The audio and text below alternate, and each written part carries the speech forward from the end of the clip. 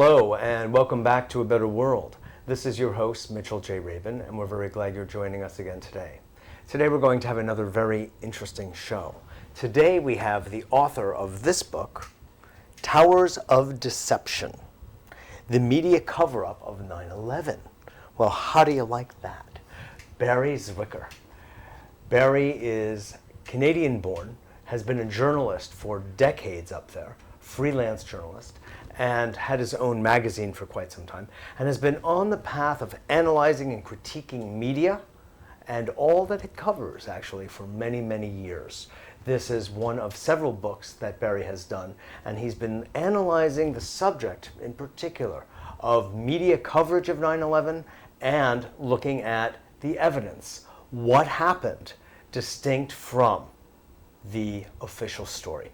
So we're going to start today looking at this most important subject that is getting a tremendous amount of airtime on alternative media. It hasn't yet pervaded, and we hope that it does, standard conventional commercial media.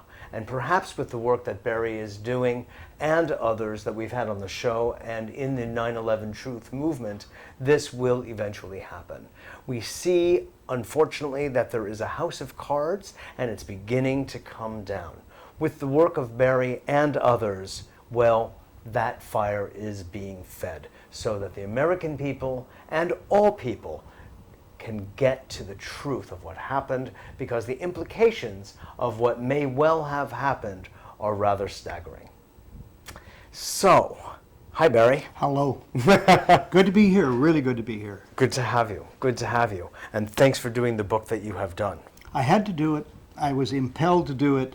I gave it my best shot. Yes. And it's selling fairly well. It is needed, and there are other books. As you mentioned, there are many of us now. There's about a dozen excellent books about 9/11 Truth. Yes, And, exactly. and there are DVDs. I've done a couple, and there are The conferences are being televised. Yeah. And it's fabulous. And it's all grassroots. And there's one minor correction I would actually Please. make, if I might. Please. Enter. You mentioned the mainstream media are not covering this at all. Quite true. You said that in the left media or the alternative media that it is shown. It's really being, there's de facto censorship across the mainstream corporate media, and to a great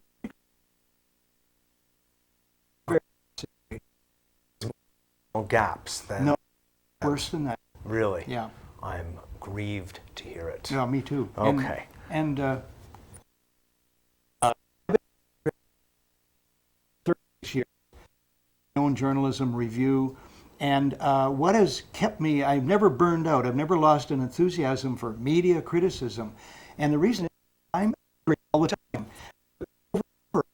So frustrated, so angry to see the lies that are told and see what's covered up, but I try to use the anger as fuel for my research. For other people. Exactly. Well, bless you, and thank you for your properly displacing responsibly your energy. That's good. Thank It's goodness. good. I'd be an awful person if It helps us all. if I was physical about how angry I feel about Sure. the media. No, you know what? You remember the old film, and I won't take it anymore. I'm mad as hell, and I that's won't right. take it anymore. That's right. Well, that provided a voice for all Americans, and in fact, all people, dealing with the deceptions that we are daily fed. And more people, I do believe, are beginning to see this. Oh, no question. In my mind, no question. It's no accident that that line from that movie lives on. Oh, you it bet. rang a bell. Exactly. It resonated with the deep truth that people know, Exactly. intuitively or otherwise. And in fact, and yet I do want to get into some of the specifics of 9/11, but I want to just say this. From a historical point of view, this kind of thing has been going on literally for millennia. I'm afraid Literally. that's true. I mean, if you go back to the ancient wars from Egypt into Babylon, into Jerusalem, and then forward, you will see the propaganda of the military and the politics that were operating there behind the scenes. They're always looking to pull different kinds of strategies on each other. You can go back to ancient China, see the same thing. That's true. It's part of military and economic strategy. Yeah. I think when we see it, Machiavelli, etc., when we see it in that light, we see, oh my God, these guys are just playing virtually an archetypal game. It's an old story that is telling the story of humankind. But I think, I shouldn't say but, I should say and. Yeah. Excuse me. Sure. And, Mitchell, I think that we have to get wise to this story finally, because all through the millennia, as I think you correctly say, rulers have used deceptions against their own populations, especially the so-called false flag operation, which many of us feel was the 9/11 was the most brazen and largest. Could you example define of that phrase? False flag operation, the phrase false flag comes from naval history, where a ship that was actually from one country would fly the flag of a different country. Thereby, it had a false flag and it could do things that it wouldn't be able to do if it was flying under its proper flag. So, pirates and so on use that. So a false flag operation is in fact where a rulers of a country contrive to have their country attacked, at the very minimum threatened to be attacked. Yes. Usually with loss of life. Usually it's a stunning, iconic attack in order to fool their own populace into supporting their agenda of attacking the country that is the chosen enemy. It's a complete reverse deal. And it's happened over, I start in my book, I have 18 examples of these, and the first one I give is merely 1605. I don't go back as far as you could go. I could have gone back to Sparta. But you could have. I start with 1605 because there's a story there that can lead off the chapter. Got it. So 9/11, in our opinion... That was being planned in the early 60s for Cuba, the United States and Cuba. They were doing Operation Northwoods. Exactly, they were working on that. The whole- Something very alarming just today came up, Barry. This was frightening, talking about the use of language and deception, is that I think it was an Air Force or naval official,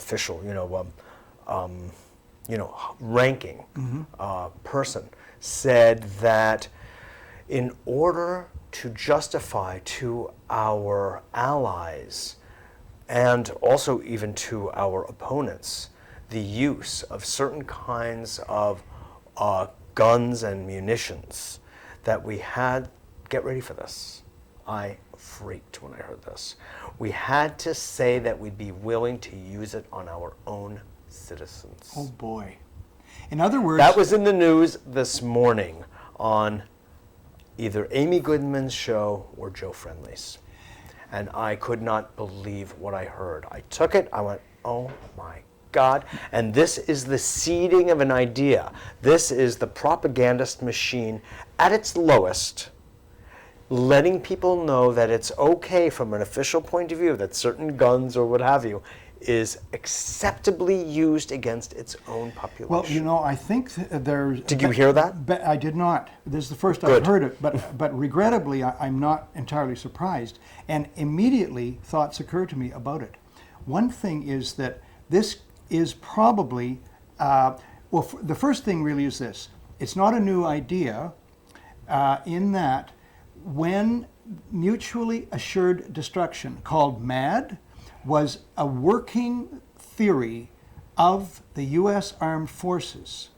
It was the same idea. They had to convince then the Soviets, in the Cold War, that the leaders would be so crazy. Kissinger actually was in on this. The leaders would be so crazy as to launch nuclear missiles that would result in the deaths of millions of Americans. And they even had a number of dead Americans that would be acceptable. It was in the millions. And so the whole idea with mutually assured destruction, that was what one side was willing to launch it. And so that, in other words, you have to prove that you're crazy in order to really scare the enemy. But I think there's a second level of this, which is now kicking in now in a very dark way with this cabal of neocons. And that is to just send sort of a subliminal message to the American public that you could be physically facing a gun from this administration. It's just an early pre-echo of, in fact, what they may do. I mean, there are a lot of us who feel this is heading toward fascism. And so you get... Heading toward, some people feel that fascism is already here. Well, We've had that's right. Aaron Russo on the show, Well- who did America, Freedom to Fascism. He said, this is actually what fascism looks like, Yeah, folks. well- What do you think it's going to look like? Well, I wrote a chapter of a book called It's War... not quite that bad, but it's Well, got how the ba- you know, earmarks. It's a matter of opinion, how bad it is, and, Yes, and indeed. many opinions Right. can be discussed and validated. I wrote a chapter for a book called War, Media, and Propaganda, published by University of California Press. And my chapter was called America, the Fourth Reich.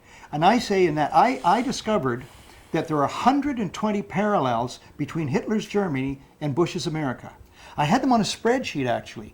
But for the chapter, I narrowed it down. There were definitional problems and overlap and everything. For the book, I narrowed it down to just 20 parallels between Hitler's Germany. And one of them is the use of false flag operations. Hitler had the Reichstag, the German parliament, burned down in 1933 to help him vault to power.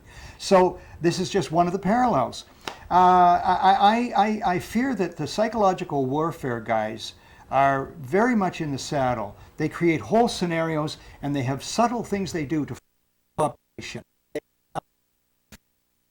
Can be Karl Rove is like the modern day Goebbels, yeah. something of that sort. Really, he is. He's a dark character. Let's come around to give 9/11 report and what you know to be true based on your deep, diligent research. Sure. For our audience to know both and softer events having to do with NORAD et al., etc. Yeah. And then let's go into the depth of what you've got here. Sure. It's reasonable that people, and I learned this first, I said, the original introduction, first of 5 or whatever, was this. The premise of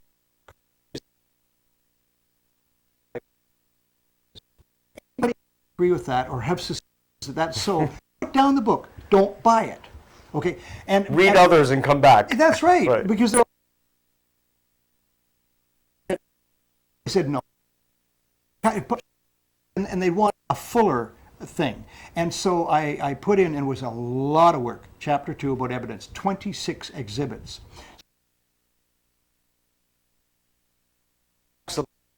And into, because I have the unique opportunity to sit with somebody who spent a lot of time looking at this, is one place find to be the weakest, in a way, weakest evidence, and who are the characters and why. Sure. Well, then, from A to Z, Exhibit A is World Trade Center Building Number 7. I'll show you again. And World Trade Center Building Number 7, there may be still a few people who are unaware of this, but the number steel reinforced building about a block from the Twin Towers, it collapsed at near free fall speed into its own footprint. The building, Larry Silverstein admitted on a PBS documentary called Rebuilding America that indeed the building industry term, the red herring is an industry term. I checked it. So that is a smoking gun if there ever was one. Now, your question was actually about how the 9/11 Commission reported there was such a building. In the whole of the 571-page report, they do not report that that building collapsed. The 9/11 Commission report, Errors and Distortions, found more than 100 serious lies in the report. Lies of omission, like that one, and lies of commission, where they just said there were so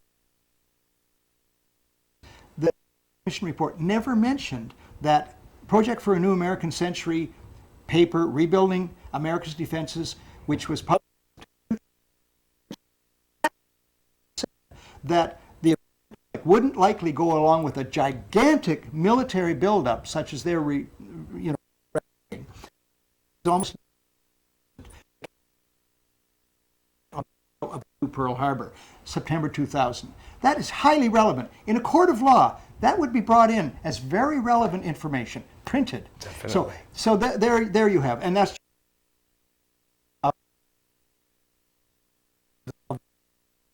9/11 was an inside job, and I imagine that we do want to move on past that. If people aren't still convinced.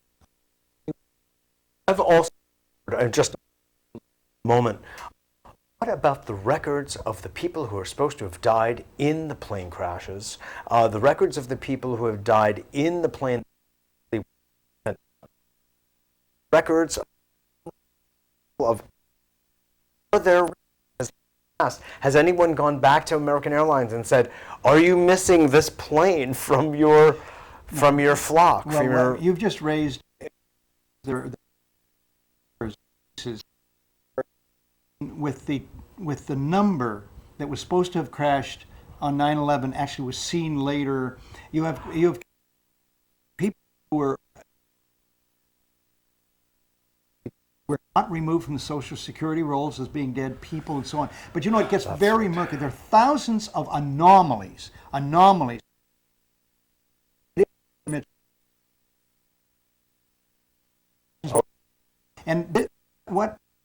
one thing that's important, I think, to recognize, there are primary questions, secondary questions, and tertiary questions about 9/11. Now,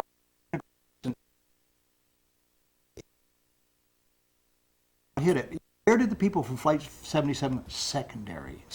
Here's the and was it a missile? Secondary. Was it a global? It is a missile.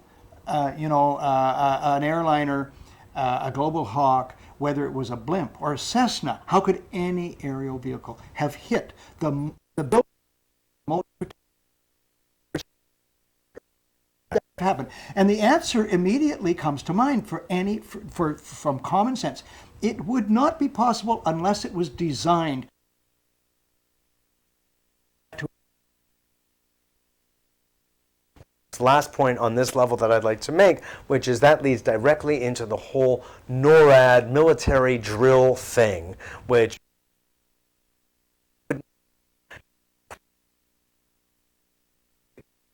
if it weren't an inside job, that some guy sitting in a cave in Afghanistan could not have possibly orchestrated, the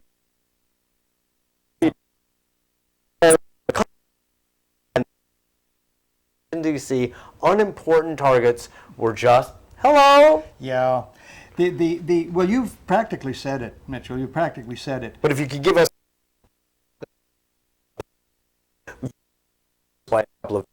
Sure. Well, early after 9/11, I was invited actually onto a mainstream television program in Canada. I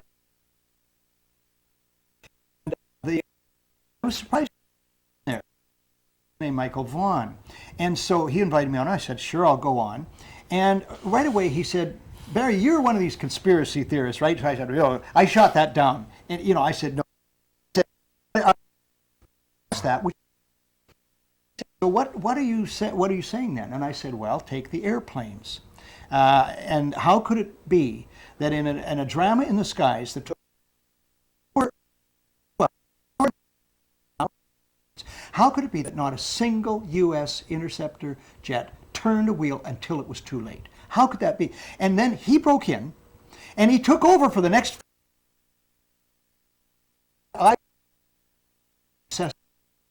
And there's a pit. And if I go a little bit off course, that thing buzzes. Okay, that goes up, and he said, I get back on or else guys show up. He said, it's impossible.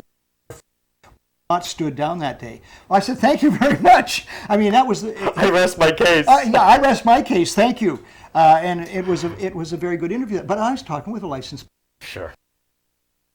More pilots haven't. A lot of them have, and they don't get reported. There we go. Yeah, so back to the media again. Exactly. Back to the media. All right, now because time is ticking here, and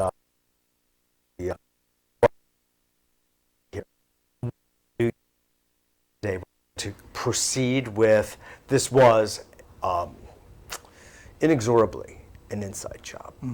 And who...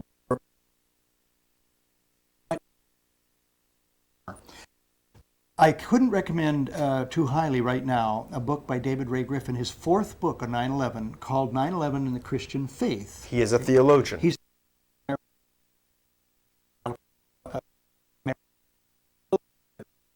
there, and he points out the whole history of the neocons, going way back before the Project for a New American.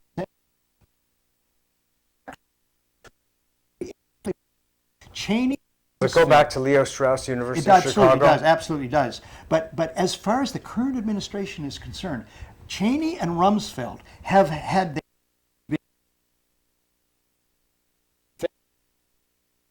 held high positions in previous administrations, and then when they were out of power during the Clinton years, they continued this neocon work of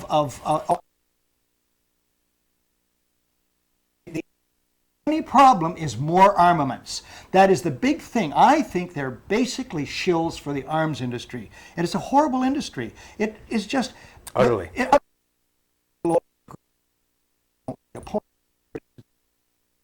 Kill things to kill, threaten to kill, and It's a whole maim. destruction and self-destruction It's protocol a death cult of the worst. And you know exactly. now, it is a death cult, and right. it's in David Ray Griffin's book, 9/11 Christian. It's a who, and it's all footnoted that nowadays 68 cents of every American tax dollar is going to arms in the military. And I say to American audiences when I'm when you stand on your hind legs and say enough is enough, will it be when it's 70 cents out of every dollar, Right. 75, 80, 85, 90, 95? Where does this madness under a tank or something, you know? So this thing is really out of control, and Rumsfeld and Cheney have been at the center of it for a couple of decades now. And he spelled Cheney the center of this thing, although the thing is that he too is representing very large, as I say, military interests. The military was military industrial complex, MAME, you know. Now I call it the intelligence military academic industrial complex, MAME. This leaves... These are the dark powers. The Bush dynasty, and in many of the fingers pointing to the Bush family, Prescott and forward, and the relationship of Prescott to the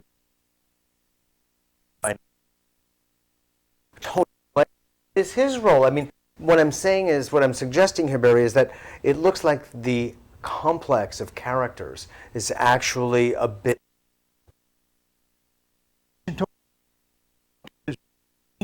American alliance, okay? And actually, you know, and the CIA has always looked up very much to MI6. The Brits have had a very sneaky, destructive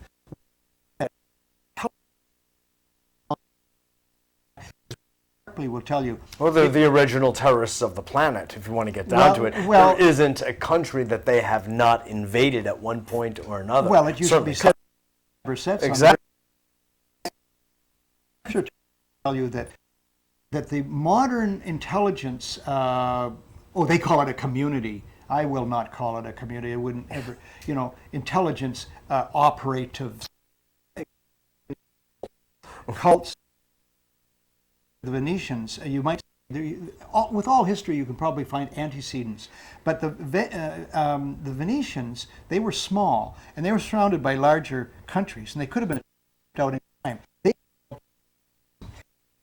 spies into these other countries, get the best possible intelligence. Knowledge is power. Exactly. And the Venetians really were brilliant at spying, and then they went beyond all trouble within them. So, set up disruption, and you know, 4 out of 5 tyrants agree. Divide and conquer works.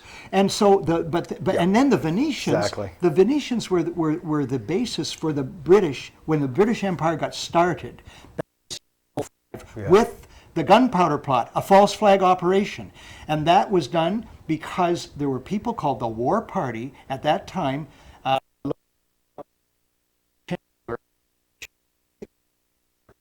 he arranged that these English Roman Catholics would be blamed for attempting to blow up the Parliament buildings. That was stunning. It was a 9/11 of its day. Followed. That was the beginning of the British Empire, all based on a false flag operation, a grand deception. God almighty. So what we have no time left here now, but we will get more. You want about what we can do at this moment as Americans, as all international citizens, to stop this cancer that is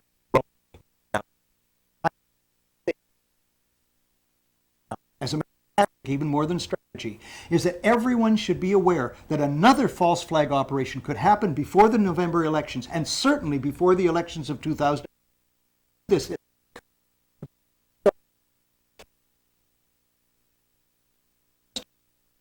believe it. You have a right now, with so many false flag operations, to think that it's a fake, that it's being done to fool the public into supporting.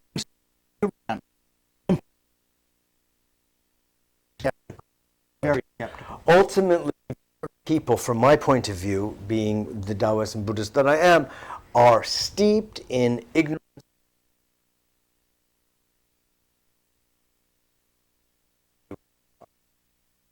Thank you. It's a note, but we've got to learn this stuff and grow up. Exactly. That's our defense. God bless you. Thanks Thanks for all of your work. Thank you. This is Mitchell J. Rabin for A Better World. See you all.